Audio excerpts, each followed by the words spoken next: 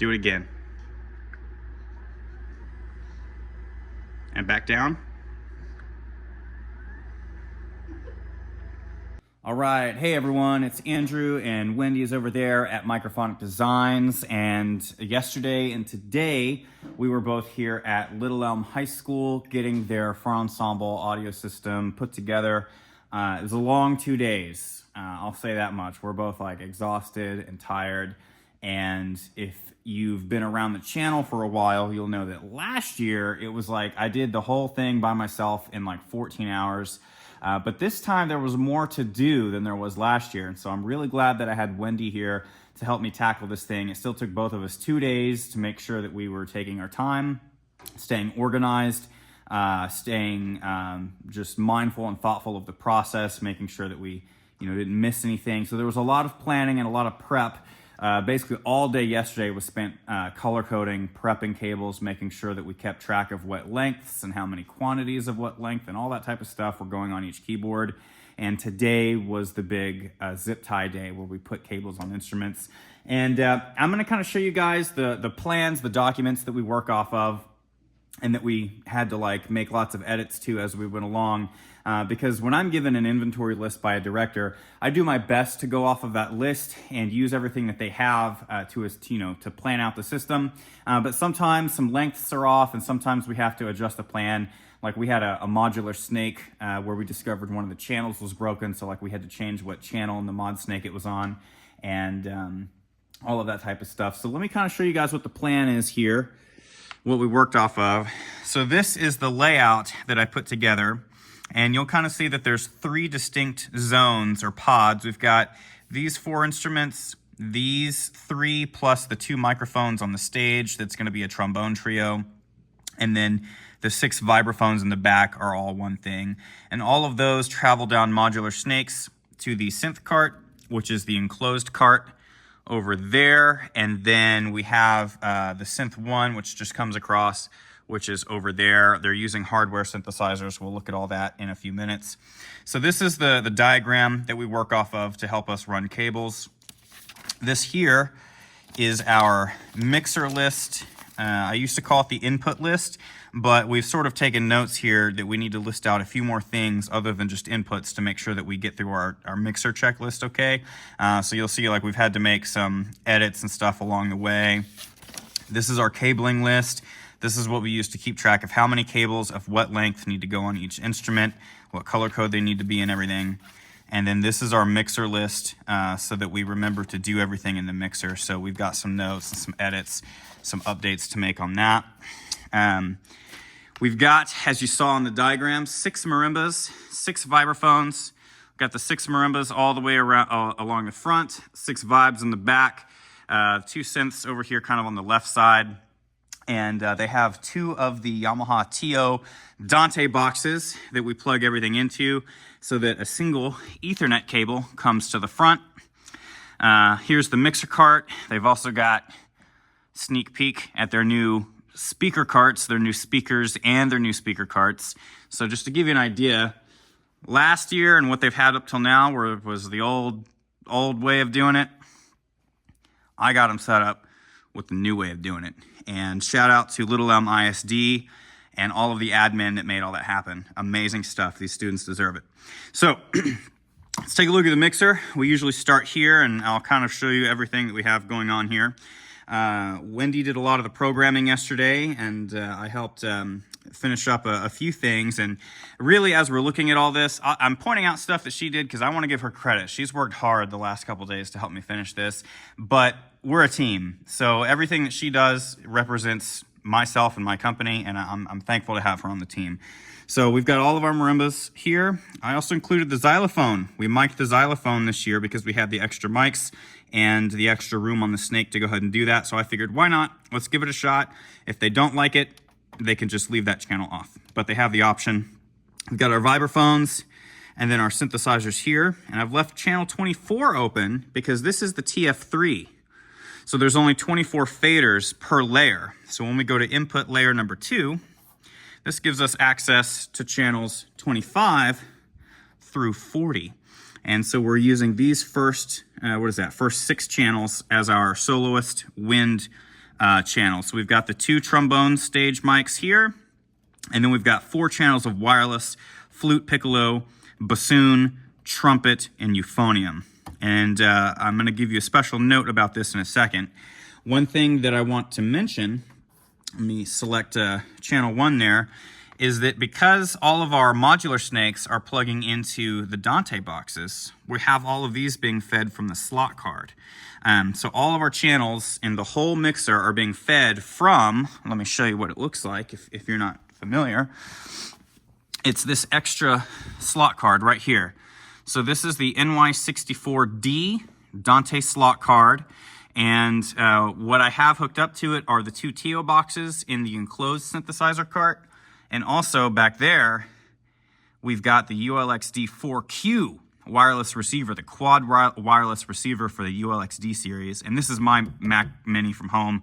I had to actually bring this today to connect it to the whole Dante network so that I could open up Dante Controller, which is a software application that you use. Let me go to full screen here.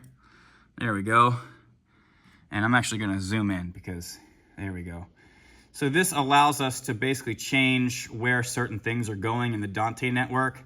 So if I open up the 4 channels coming from, if you can see that, the ULXD4Q, you'll see that I've routed those 4 to the mixer inputs 27, 28, 29, and 30. So instead of these channels here, let me back up. So instead of these 4 channels receiving signal from the TO boxes in the synth cart, they're receiving signal from the ULXD4Q receiver on the Dante network. So we had to use Dante Controller to adjust the default Dante network, so that instead of using XLR cables from the back of this to the inputs of the mixer, it's just an Ethernet cable, and there we go. So that's one of the reasons I wanted them to go ahead and get the 4Q, is because it has the Dante stuff built into it so that we could set it up like this, which is really great. Okay, quick interjection here. This is after I just filmed the full walkthrough. I just wanted to update this section here for the wireless. I went ahead and added color coding to the 4 channels that are in there. We've got RX 1, 2, 3, and 4. And you'll see I've put the tape kind of above it because there really wasn't a good spot to put the tape down this way. But they match up. You'll see RX 1, 2, 3, and 4 on the receiver and the tape. And I've done the same with the transmitters here. And what I intend for them to do, red is going to be the flute piccolo. This one's going to be the bassoon. The white, the blue is the trumpet. And the yellow is the euphonium. That's exactly how we have it up here in that order. So that's kind of what I intend. I just wanted to show this real quick so that the directors, when they watch this walkthrough, they'll recognize that's what that tape is. Okay, on with the rest of the walkthrough. So that's pretty much a rundown of the mixer. I'm gonna make sure I save a backup copy. Wendy, remind me to do that before we go onto with a thumb drive so that we're good to go. But the mixer is all programmed, set up, ready to go. This is our output section. At first, I thought that we might try to do center fill speakers with their old monitor wedges, but they didn't quite fit on the cart quite the right way, so we're going to X that idea until we figure out the carts, but that's what these speak-on connectors were for.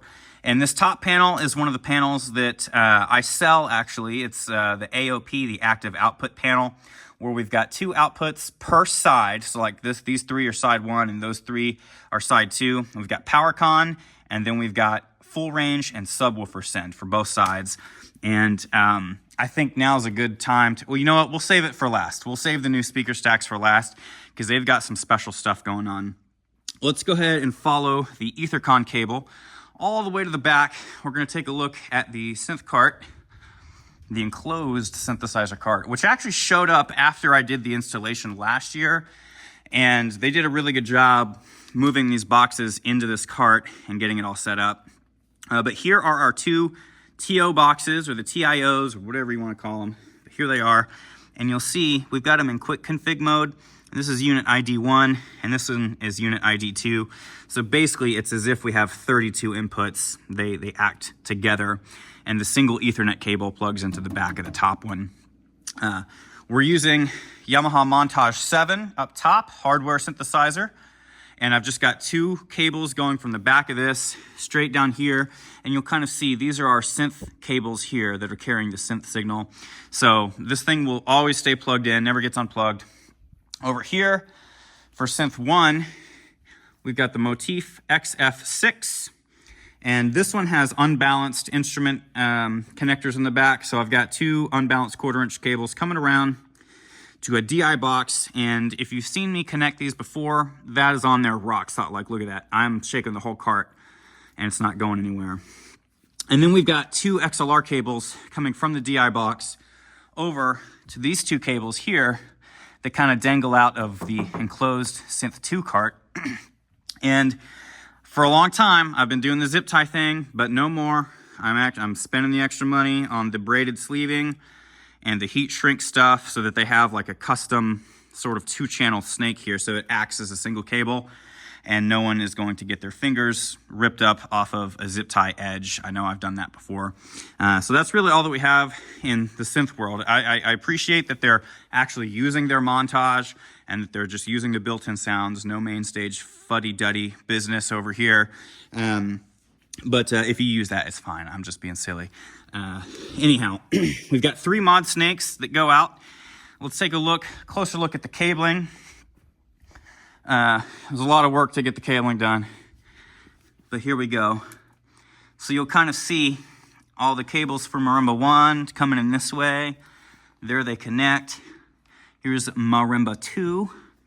And Marimba 2 is a junction point where we basically have the breakout cable attached there, and then everything kind of comes together at this point. And you'll see there is where the mod snake connects. And so the cables for Marimba 3 and the xylophone come in this way. And yeah, it looks real clean, real good. Good stuff. Here's the xylo mic. Again, not necessary, but we decided to give it a go. For the second pod, here we go. This is Marimba 4.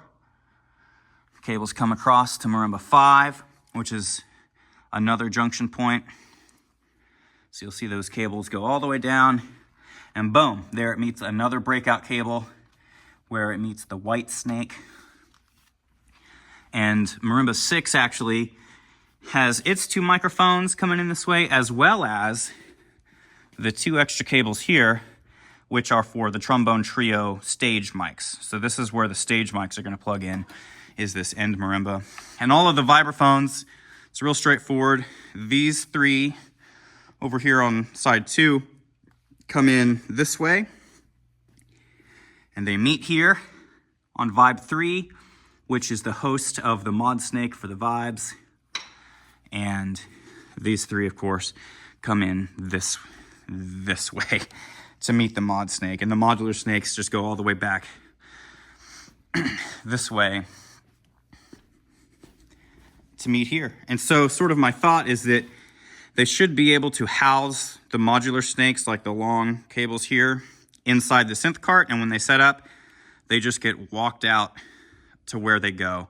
And the Vibe mod snake, I think the one for the back row, we ran it along the middle, but I'm thinking it could probably just go behind the performers this way to right there. So we've got the mod snakes color coded. And I'm gonna give you guys a tip. You should only color code one side of these things because the connector has like a shape that goes only one way. And so to help the students make sure that they connect it the correct way the first time, just color code the side that connects so that it's easy for them in the heat of, taking the field, they can easily identify which way it goes. But yeah, there you have it. Just kind of showing off some of the cabling that we got done. Looks good. I think the real special thing for this setup is new to them this year, which is these 2 speaker stacks. The cabling, we just stick to the basics. This is a lot of keyboards. This is a large for ensemble. But again, we multiply the basics and we stick to the plan and we adjust as needed. But then I want to definitely show off these before we sign off. These are the newish Mackie DRM 12A line array units. paired with the DRM 18S subs. You've seen this combination before this year. This is exactly what Grand Prairie got, but they went with the Pageantry Innovations carts, and these are the latest from Titan Field Frames, Dynasty Titan. And I'm gonna show you what's up real quick. Check this out. Watch this. With the press of a button, we can actually very easily adjust the angle of these things. Actually, Wendy, would you come hold this for a second so I can like show, so we can see from like a good angle? Check this out. There it is. It's that easy. And what's cool is that you've got the Bluetooth connectivity that you can go and connect your phone to these things, but they go pretty far. Like, that's absurdly far of an angle. Like, I don't know, I hope that they would never need to do this, but they can super easily. And there's like a little number readout on here. So like you can tell your band, you know, like this group will be able to tell the pit crew, hey, we're gonna set the speakers at 25.5 tonight, or whatever. So very excited for them to have these speakers, because these are just awesome speakers. Super excited for them to have these frames. I mean, ridiculous. And I'm excited to finally see these with a school. There's another school in this area, Lebanon Trail, that also has the E-frames. And you'll be seeing those pretty soon, because I need to go finish their setup here pretty soon. But I'll also kind of show you the back of these real quick. Now this one is kind of crazy because I was running temporary cables. I'm still waiting for the Proco combo cables, the audio power combo cables to show up. When they do, I'm gonna bring them here and help them finish setting up. So let's look at this other cart, because this one has all the rest of the cabling done. Super clean, got the Pageantry Innovations distro blocks supplying power, distributing power. And because the DRM12As here have PowerCon inputs, I was just able to take the PowerCon output of the distro block, pass it down to the first unit, and then that one has a PowerCon outlet to go up to this one. Or this one, sorry. This is the gray, goes up to that blue. And I've got a short XLR cable linking the audio signals between the two. And the power cabling is just real clean. It's real clean and easy. And over this way, since these speakers are powered, I'll show you. Again, you hopefully have, if you haven't checked out the Grand Prairie video, definitely check it out. But just to give you a recap, if you don't feel like checking that out, these DRM speakers are really cool. Like, they've got an easy setup for the array mode. I've got it in dual mode because we have two stacked together. And then the sub crossover, we just tell it that it has a DRM sub and it knows what to do, which is very nice. And these speakers are so juicy. I've brought the gain all the way down. We'll probably have to turn them up when we go outside. But yeah, I've just kept the gain all the way down. That -10. And same thing here. Crossover set to DRM top and it's front facing. So really good stuff. The frames certainly are just an awesome highlight of this, because this is the first time I've really gotten to work with these frames and gotten to see them in action. So I love it. Crazy town.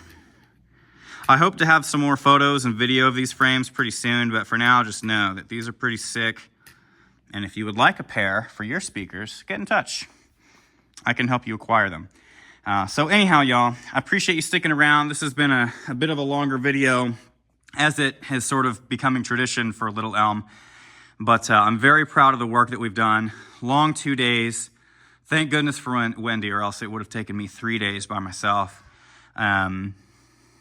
Yeah, I'm very pleased with all this. So please feel free to drop any comments and questions about this setup or any particular gear that you see in the comments below. If you would like to inquire about a quote or an estimate to upgrade your setup to include any of this equipment, also get in touch. Little Elm has been awesome to work with. I've helped them purchase a lot of this new gear, pretty much all of the new sound gear they've been able to purchase through my company, because I'm a vendor for their district, and their district has been very supportive of their fine arts program, especially their band. I mean, goodness, they have a huge band program. So it's so great to be involved. I live just up the road from this campus, and so it's just great to be, again, involved with a local school. So good for them. I'm proud to be a part of it, and I will see you guys in the next one, which will probably be, I think, Highland Park or Lake Highlands, one of those. I think it's Lake Highlands. All right, guys. I'm tired. I'm rambling. Take it easy. I'll see you in the next one. Peace.